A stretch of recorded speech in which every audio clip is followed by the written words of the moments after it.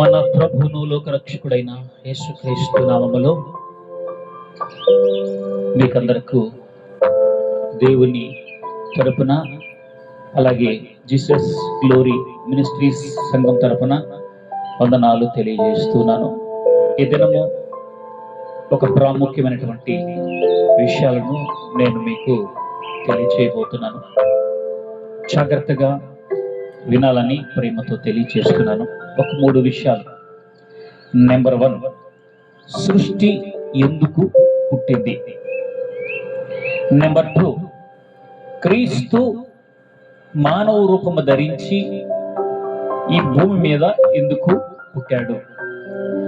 Number 3, మనిషి పుట్టింది ఎందుకు అనేటువంటి ఈ 3 విషయాలను క్లుప్తంగా, వివరంగా నేను మీకు పరిశుద్ధాత్మ సహాయం ద్వారా తెలియజేయబోతున్నాను. జాగ్రత్తగా మీ పరిశుద్ధ గ్రంథాలను జాగ్రత్తగా మీ దగ్గర పెట్టుకొని దేవుని వాక్యాన్ని వినవలసిందిగా నేను మీకు తెలియజేస్తున్నాను. మొదటిగా మనం చూసిన విధముగా సృష్టి పుట్టింది ఎందుకు అనేటువంటి పాయింట్ మీద మనము ధ్యానం చేయబోతున్నాం. మొదటిగా ఆదికాండము 1వ అధ్యాయము 29లో ఇలాగ రాయబడి ఉంది. దేవుడు ఇదిగో భూమి మీదనున్న విత్తనములిచ్చు ప్రతి చెట్టును, విత్తనములిచ్చు వృక్షము గల ప్రతి వృక్షమును మీకిచ్చి ఉన్నాను, అవి మీకు ఆహారమగును అన్నాడు. ఇక్కడ ఈ భూమిని దేవుడు కలగజేసినటువంటి విధానం లేక సృష్టించిన విధానము ఎందుకొరకు అని ఆలోచన చేస్తే, ఈ సృష్టి మనిషి యొక్క శరీరాన్ని ప్రేమించి కాపాడి భద్రపరిచి తిరిగి మళ్ళా దేవునికి లెక్క చెప్పాలి. అందుకొరకు ఈ సృష్టి పుట్టింది. అయితే మనిషి శరీరానికి ఆహారం ఎక్కడి నుంచి వస్తుంది? భూమి పైన. అందుకని దేవుడు భూమి మీద సమస్తమైనటువంటి వృక్షాలు, పక్షులు, మానవుడికి అవసరమైనది అంతటిని కూడా దేవుడు భూమి మీద సృష్టించుకున్నాడు. ఈ సృష్టి పుట్టింది మానవుడికి ఆకలి తీర్చడానికి, ఆయనకి అంత అన్నం పెట్టడానికి, ఆయనకి సహాయం చేయడానికి దేవుడు సృష్టిని సృష్టించుకున్నాడు. అందుకని యెహోవా ఆజ్ఞ ఇవ్వగా అవి పుట్టింది అని రాయబడింది. యెహోవా ఆజ్ఞ ఇవ్వగా సృష్టి కలిగింది. సృష్టి కలుగును గాక అని దేవుడు సెలవిచ్చినప్పుడు సృష్టి కలిగింది. అయితే ఈ సృష్టి దేవుని కుమారుల ప్రత్యక్షత కొరకు ఆశతో మిగిలి తేరు చూస్తూ ఉందంట. దేవుడు ఈ సృష్టిని ఇంత అందంగా సృష్టించడానికి గల కారణము మనిషిని ఏం చేయాలంట? పోషించాలి. మనిషికి అవసరమైంది దేవుడు సృష్టిలో అందించాడు. ఇప్పుడు ఒక వేరుశనగకాయ విత్తనము భూమిలో వేసామంటే ఒక గింజ, అది తిరిగి ఎన్ని గింజలు ఇస్తుంది? సుమారుగా 100 గింజలు ఇస్తుంది. అయితే ఈ భూమి ఏం చేస్తుందంటే మనిషి ఆకలి తీరుస్తా ఉంది. మనిషికి ఈ సృష్టి సేవ చేస్తుంది, మనిషిని భద్రపరుస్తుంది, మనిషిని పోషించడానికి ఈ సృష్టిని దేవుడు కలగజేశాడు. అందుకొరకే ఈ సృష్టి పుట్టింది అని రాయబడింది. మరలా ఏం చేయాలి ఈ సృష్టి అని అంటే, ప్రకటన గ్రంథము 20వ అధ్యాయము 13వ వచనములో ఇక్కడ రాయబడింది, సముద్రము తనలో ఉన్న మృతులను, సముద్రంలో చనిపోయినటువంటి వారి యొక్క ఆ శవాలన్నీ కూడా కుళ్ళిపోయి ఉండొచ్చు, రకరకాలుగా అయిపోయి ఉండొచ్చు. ఈ సృష్టి క్రీస్తు 2వ రాకడలో ఆ సృష్టి అంతా కూడా తిరిగి ఆ దేహాలన్నీ కూడా దేవునికి అప్పగించాలని లేఖనంలో రాయబడి ఉంది. అదేంటి, మనిషి చచ్చిపోతే మట్టి అయిపోతాడు కదా, కాల్చేస్తే బూడిదైపోతాడు కదా, రకరకాలుగా అయిపోతాడు కదని అనుకుంటాం. అయితే సృష్టి మనిషి యొక్క దేహాన్ని ఏమైపోయినా కూడా దేవుడు వాక్కు ద్వారా చెప్పినప్పుడు తిరిగి ఆ మృతులను ఈ భూమి దేవునికి అప్పగిస్తుంది అని లేఖనాల్లో రాయబడి ఉంది. యెషయా గ్రంథంలో కూడా 26వ అధ్యాయంలో కూడా క్లారిటీగా రాయబడింది. 19వ వచనం చూస్తే అక్కడ ఏం రాయబడిందంటే 26వ అధ్యాయము 19వ వచనము యెషయా గ్రంథము, మృతులైన నీవారు, మృతులైన చనిపోయినటువంటి వారు, మృతులైన నీవారు బ్రతుకుదురు, సజీవములగును, మట్టిలో పడి ఉన్న వారులారా మేలుకొని ఉత్సహించుడి. ఒకరోజు ఈ సృష్టి దేవుని ఆజ్ఞకు లోబడి, దేవుని ఆజ్ఞకు భయపడి, ఈ సృష్టిలో సముద్రంలో ఎంతమంది చనిపోయినారు, భూమి మీద రకరకాలుగా చనిపోయిన వారు దేహాలన్నీ కూడా తిరిగి క్రీస్తు ప్రభు వారు రెండో రాకల్లో దేవునికి అప్పగించి లెక్క చెప్పాలనడానికి ఈ సృష్టి భయముతో కనిపెట్టుకోవడం దేవుని కొరకు. దేవునికి స్తోత్రం కలుగును. అందుకొరకే ఈ సృష్టి పుట్టింది. ఇప్పుడు అర్థమైంటుంది మీకు సృష్టి ఎందుకు పుట్టిందంటే, ఈ సృష్టి మనిషి యొక్క శరీరాన్ని ప్రేమించి, కాపాడి, భద్రపరిచి, ఆయనకి ఆహారం ఇచ్చి తిరిగి సురక్షితముగా దేవునికి అప్పగించాలి. ఆ పనిలో సృష్టి ఎంతో భయముతో జాగ్రత్తగా దేవునికి లోబడి బ్రతుకుగా జీవిస్తూ ఉంది, లేక కనిపెట్టుకుని ఉంది, ఎదురు చూస్తూ ఉంది. ఇక రెండో విషయం ఆలోచన చేద్దాం. రెండో విషయము, యేసుక్రీస్తు ప్రభువు తన్ను తాను తగ్గించుకొని ఈ భూమి మీద సాధారణమైన ఒక మనిషిగా ఎందుకు పుట్టాడు? నేరుగా దిగొస్తే నమ్మరు. అందుకని దేవుడు కూడా భూమి మీద మనిషిగా పుట్టాడు. ఎందుకు ఆయన పుట్టాడు ఆలోచన చేయాలి. సృష్టి ఎందుకు పుట్టిందో అర్థమైపోయింది క్లుప్తంగా. యేసుక్రీస్తు ప్రభు వారు ఎందుకు పుట్టాడు భూమి మీద అని గారు లేఖనాలు కనుక పరిశీలన చేస్తే, తిమోతిలు రాసినటువంటి మొదటి పత్రిక 1వ అధ్యాయము 15వ వచనములో ఇలాగా రాయబడి ఉంది. చదవండి ఒకసారి. తిమోతి రాసిన ఎందుకు వచ్చాడంట ప్రభు యేసుక్రీస్తు వారి లోకానికి? పాపులను రక్షించుటకు క్రీస్తు యేసు ఈ లోకానికి వచ్చాడంట. ఎందుకు వచ్చాడు ప్రభు యేసుక్రీస్తు? పాపులను రక్షించడానికి. అంటే వాక్యం సెలవిస్తుంది, నీతిమంతుడు లేడు, ఒక్కడు కూడాను లేడు. నీతిమంతుడు ఒక్కడే, ప్రభు అయిన యేసుక్రీస్తు, సృష్టికర్త. ఆయన ఒక్కడు నీతిమంతుడు.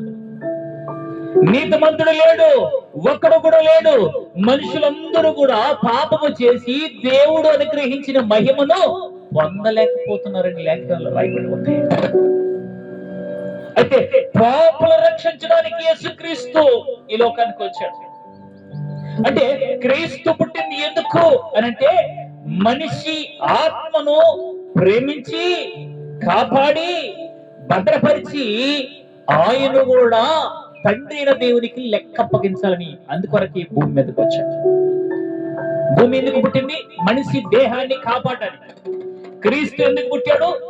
శరీరాన్ని ప్లస్ ఆత్మను కాపాడి, భద్రపరిచి, నరకానికి వెళ్ళనీయకుండా ఆయన మరి వాక్యము చేత భద్రపరిచి, ఆయన వచ్చినటువంటి పని తండ్రి అయిన దేవునికి లెక్క ఆయన కూడా అప్పగించవలసి. అందుకని దేవుడు మానవ రూపం ధరించుకొని ఈ భూమి మీదకి వచ్చాడు. గల కారణము, పాపులను రక్షించడానికి యేసుక్రీస్తు ఈ లోకానికి వచ్చాడు అని రాయబడింది. ఇంకొంచెం లోతుగానే వెళ్ళగలిగితే, మరొక లేఖనాన్ని కానీ పరిశీలన చేయగలిగితే, ఎపిస్తీలు రాసినటువంటి పత్రిక 5వ అధ్యాయము 26వ వచనాన్ని కానీ మనం ఆలోచన చేస్తే, అక్కడ దైవజనుడైనటువంటి భక్తుడు అపోస్తలుడైనటువంటి పౌలు గారు స్పష్టంగా పరిశుద్ధాత్మ ప్రేరణ చేత అక్కడ రాయించాడు. 5:26 ఎఫెసీ పత్రిక చదవాలి.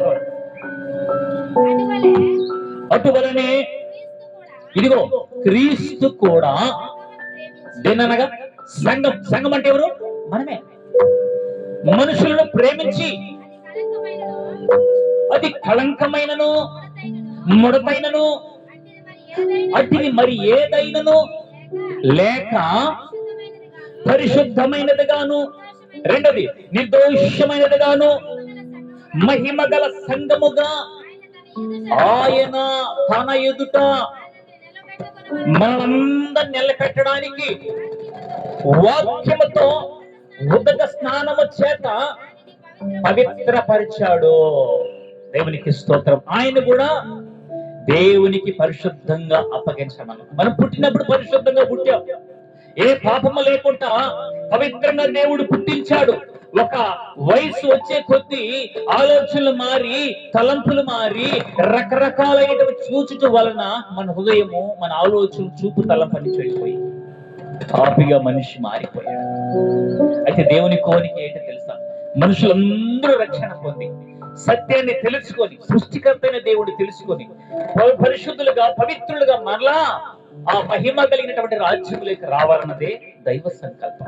అందుకని ప్రభు అయిన యేసుక్రీస్తు ఈ లోకానికి వస్తూ ఆయన అన్న మాట ఏంటి తెలుసా? యోహాను సోదరుడు అంటాడు, తండ్రి నీవు నాకు ఇచ్చిన పని ఈ భూమి మీద సంపూర్తిగా నెరవేర్చి నిన్ను మహిమ పరిచితిని అన్నాడు. అక్కడ ఆయన కూడా ఒక పని నిమిత్తమై ఈ లోకానికి వచ్చాడు. ఆయన దేవుడు ఆయనకి చెప్పిన పని, సృష్టికర్త అయిన దేవుడు లేక తండ్రి అయిన దేవుడు యేసుక్రీస్తు ప్రభుకి చెప్పిన పనిని సంపూర్ణంగా నెరవేర్చి ఆయన కూడా దేవునికి లెక్క అప్పగించడానికి ఈ లోకానికి వచ్చాడు. తన పని అంతటను చేసి తిరిగి మళ్ళా దేవుని దగ్గరికి వెళ్ళాడు. ఆయన రావడం వల్ల ఉద్దేశము లేఖనాల ప్రకారం ఆలోచన చేస్తే అలాగే రాయబడి ఉంది. అయితే దేవుడు వాక్యముతో ఉదక స్నానము చేత సంఘాన్ని, అది ముడతైనను నిష్కలంకమైన అది ఏదైనా కూడా సరే, దేవుని ఎదుట పరిశుద్ధంగా నిలబెట్టడానికి ప్రభు యేసుక్రీస్తు మరి ప్రయత్నం చేసి ఆయన కాల్చిన రక్తము చేత సంఘాన్ని కొని మనల్ని దేవుడు ఏర్పాటు చేసుకున్నాడు తన ఎదుట పరిశుద్ధంగా మనం నిలవడానికి. ఇక మూడో విషయం కూడా ఆలోచన చేస్తే, మనిషి పుట్టింది ఎందుకో, ఇది చాలా ఇంపార్టెంట్. ఆలోచన చేస్తే, ఏమయ్యా నువ్వు ఎందుకు పుట్టావయ్యా అని అంటే, ఒక వ్యక్తి అన్నాడు, ఎంజాయ్ చేయడానికి పుట్టాను అన్నాడు. మనిషి పుట్టింది ఇష్టానుసారంగా బ్రతకడానికి, ఇష్టానుసారంగా తిరగడానికి, ఇష్టం వచ్చినట్టు జీవించడానికి. అందుకైనా మనిషి పుట్టింది. నిన్ను పుట్టించిన దేవుడు ఒకడు ఉన్నాడు, నిన్ను ఒకరోజు లెక్కడెడతాడు. చనిపోయిన తర్వాత నీ ఆత్మ తిరిగి మన దేవుడి దగ్గర లెక్క చెప్పాలనే విషయము మానవుడు ఈ రోజు పూర్తిగా మరిచిపోయి భ్రమలో బ్రతుకుతూ ఉన్నాడు మానవుడు. ఓ మనిషి, నువ్వెందుకు పుట్టావో ఏ రోజైనా ఆలోచన చేసావా? నన్ను దేవుడు ఎందుకు పుట్టించాడని ఒక్క రోజున గుర్తించుకున్నావా? నీ సృష్టి యొక్క నీ పుట్టుక యొక్క రహస్యాన్ని గురించి ఆలోచన చేసావా? ఆలోచన చేయకపోతే ఈ రోజు నీతో దేవుడు మాట్లాడతా. నీ కొరకే మీ సందేశం. చివరి వరకు చూడు, నువ్వు ఎందుకు పుట్టావో అర్థమవుతుంది. పుట్టించినటువంటి దేవుడు నేను ఎందుకు ఈ లోకంలో కలగజేశాడు, ఎందుకు పుట్టించాడు, ఆయన నీకు ఏం చెప్పాడు, ఏం చేయమాడు, ఏం చేస్తున్నావు, ఏం చేయాలి, ఎలా జీవిస్తున్నావు, జాగ్రత్తగా మనం ఆలోచించాలి. అయితే లేఖనాలు గారి పరిశీలన చేస్తే, పరిశుద్ధమును రోమపత్రిక రాయబడింది 12వ వచనం చూస్తే, పరిశుద్ధమును దేవునికి అనుకూలమైన సజీవ యాగముగా మీ శరీరాలను దేవునికి అప్పగించుకోండి. అందుకు దేవుడు సృష్టించాడు తన పోలిక చొప్పున. నరులను ఎందుకు సృష్టించాడంటే, మనిషి పవిత్రంగా బ్రతకడానికి, మనిషి ఏ పాపము లేకుండా, మనిషి దేవుడు చెప్పిన పని చేస్తూ నిర్దోషిగా, నిష్కలంకంగా దేవుడు ఎందుకు పుట్టించాడో దాన్ని గుర్తించి భయముతో బ్రతికి తిరిగి మరలా దేవుడి దగ్గరకు రావాలన్నదే దేవుని యొక్క సంకల్పం. అందుకొరకే మనిషిని దేవుడు పుట్టించాడు. దేవునికి స్తోత్రం కలుగును గాక. కొరింథీయులకు రాసిన మొదటి పత్రిక 6:19 వచనం చూడగలిగితే, మీరు మీ సొత్తు కారు అని రాయబడింది అక్కడ. ఎవరంట మనము? మనం మన సొత్తు కాదు. మనల్ని పుట్టించిన దేవుడు ఉన్నాడు. పుట్టించిన దేవుడు మనకు ఒక పనిచ్చాడు. ఎలా బ్రతకాలనో, ఎలా జీవించాలనో, ఎలా ప్రవర్తించాలనో దేవుడు నేర్పించి ఒక మెనూ బుక్ అంటే గ్రంథాన్ని రాసి మన చేతికి ఇచ్చాడు. చదువు, ఎలా బ్రతకాలి అక్కడ నేను రాసి పెట్టాను, ఎలా జీవించాలని ఒక రాసి పెట్టున్నాడు దేవుడు. ఆ గ్రంథమే పరిశుద్ధ గ్రంథం. పరిశుద్ధాత్మ ప్రేరణ చేత మనుషులు రాశారు. 1500 సంవత్సరాల క్రిందట భక్తులు రాశారు ఈ గ్రంథాన్ని. మీరు మీ సొత్తు కాదు, ఎవరంటే మీరు విలువ పెట్టి కొనబడినటువంటి వారు కనుక మీ దేహముతో దేవుణ్ణి మహిమపరిచి ఆరాధించాలి. ఓ మనిషి, అందుకొరకే నువ్వు పుట్టింది. నిన్ను పుట్టించిన దేవుణ్ణి ఆరాధించాలి. నిన్ను పుట్టించినటువంటి నీ తల్లిదండ్రులను గౌరవించాలి. నిన్ను పుట్టించినటువంటి సృష్టికర్తనటువంటి దేవుణ్ణి నువ్వు ప్రేమించి ఆయన ఆరాధించి ఆయన మహిమపరిచి ఈ దేహాన్ని నీకు ఇచ్చినటువంటి ఈ ఆత్మ నీకు ఇచ్చినటువంటి ఆ దేవునికి నీవు ఒక రోజు లెక్క చెప్పాలి. అందుకొరకే నీవు ఈ లోకానికి దేవుడు పుట్టించి పంపించాడు. దేవునికి స్తోత్రం కలుగుగాక. అయితే అపోస్తలుడైనటువంటి పౌలు గారు ఆయన ఎందుకు పుట్టాడో గుర్తించుకోగలిగాడు. గలతీయులకు రాసినటువంటి పత్రిక 1వ అధ్యాయము 15వ వచనం చూడగలిగితే ఆయన ఎందుకు పుట్టాడో అక్కడ క్లారిటీగా రాయబడింది. గలతీ 1:15. దేవునికి స్తోత్రం కలుగుగాక. అయినను ఇదిగో అపోస్తలుడైనటువంటి పౌలు గారు గుర్తించాడు, అయ్యా తల్లి గర్భమనందు పడినది పుట్టినది మొదలుకొని నన్ను ప్రత్యేకపరిచి తన కృప చేత నన్ను పిలిచినటువంటి ఆ దేవుడు ఎందుకో తెలుసా? నన్ను ఇప్పటి వరకు కాపాడిన దేవుడు ఎందుకో తెలుసా? నన్ను పుట్టించిన దేవుడు ఎందుకో తెలుసా? ఎందుకొరకు నన్ను పుట్టించుకున్నాడు దేవుడు తెలుసా? నేను నీతిగా బ్రతికి నిర్దోషిగా బ్రతికి దేవుడు చెప్పిన పని జాగ్రత్తగా చేసుకుంటూ అంత మాత్రమే కాదు, నేను ఎవరైతే ప్రభు నమ్మకం నశించిపోతున్నారో అటువంటి అన్య జనుల దగ్గరకు నీవు వెళ్ళి తన కుమారుడైన యేసుక్రీస్తు ప్రభువును ప్రకటించడానికి ఆయనను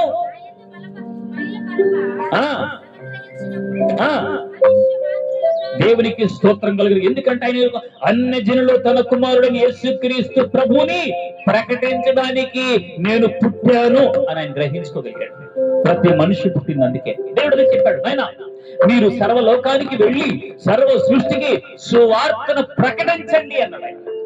మేము కొన్ని గ్రామాలకు వెళుతూ సువార్తను ప్రకటిస్తున్నాము. ఇదిగో ఈ ఒక సెల్ ఫోన్ ద్వారా కూడా ప్రపంచానికి అంతటి కూడా ఈ రీతిగా దేవుడిచ్చిన అవకాశాన్ని బట్టి ఈ రీతిగా సువార్తను మేము తెలియజేస్తున్నాం. అందుకొరకే నేను పుట్టింది, అందుకొరకే మీరందరూ పుట్టారు. ఎందుకొరకంటే దేవుడు చెప్పిన పని చేయడానికి. అందుకొరకే మనిషి పుట్టింది. ఆయన నామము భూలోకమందంతా ప్రచురపరచడానికి అందుకొరకే నేను నియమించబడితిని అని రోమపత్రిక 9:17 వచనంలో పౌలు గారు రాస్తాడు ఆ మాట. ఎక్కడట? ఈ భూలోకమందంతటా ప్రచురపరచడానికి అందుకొరకే దేవుడు నన్ను పుట్టించాడు, అందుకొరకే దేవుడు నన్ను నియమించుకున్నాడు. ఈ రోజు సేవకులుగా దేవుడికి మా జీవితాలు సమర్పించుకున్న దానికి ముందు దేవుడు మమ్మల్ని ఏర్పాటు చేసుకున్నాడు. ఎందుకొరకంటే దేవుడు సేవకులుగా మా మీద ఒక బాధ్యతను పెట్టాడు, ఒక భారాన్ని పెట్టాడు. ఏంటో తెలుసా? కొలస్సీయులకు రాసిన పత్రిక 1వ అధ్యాయము 28వ వచనంలో ఇక్కడ ఒక అమూల్యమైన మాట రాయబడింది. ఏంటో తెలుసా? క్రీస్తునందు ఎందుకు పుట్టాను తెలుసా? మనము సేవకులు దేవుడు ఎందుకు ఏర్పాటు చేసుకున్నాడు తెలుసా? కొలస్సీ 1:28. కొలస్సీ 1:28. నువ్వు పిలిపి చూస్తున్నావు.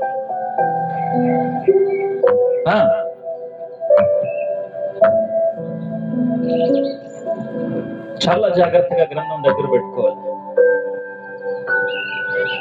ఇదిగో ప్రతి మనిషిని క్రీస్తునందు సంపూర్ణంగా చేసి ఎక్కడ కానీ మచ్చ డాగు లేకుండా పాపము లేకుండా సంపూర్ణంగా చేసి దేవుని ఎదుట నిలబెట్టాలి. అందుకొరకే సేవకుడిని దేవుడు ఏర్పాటు చేసుకున్నాడు.